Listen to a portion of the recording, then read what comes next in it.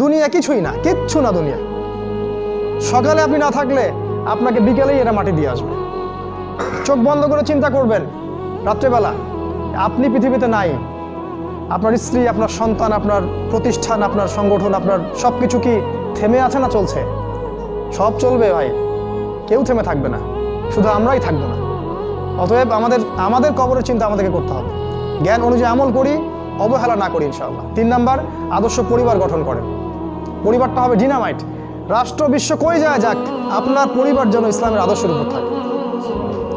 কারণ কু আনফুসাকুম ওয়া আহলিকুম নার, নিজে বাঁচো জাহান্নামের আগুন থেকে, পরিবারকে বাঁচাও। আপনার ছেলের ব্যাপারে সচেতন হন, মেয়ের ব্যাপারে সচেতন হন, স্ত্রীর ব্যাপারে সচেতন হন। আপনার পরিবার, আপনার রক্তের সম্পর্ক, আত্মীয়, এদের মাঝে আপনি দিনের প্রচারটা করেন। কোথায় কে জাহান্নামে যায় যাক, ওটার পরের চিন্তা আপনার, ওটা চিন্তা আপনার করতে হবে না। এখন আপনি আপনার পরিবারের দিকে ফোকাস করুন।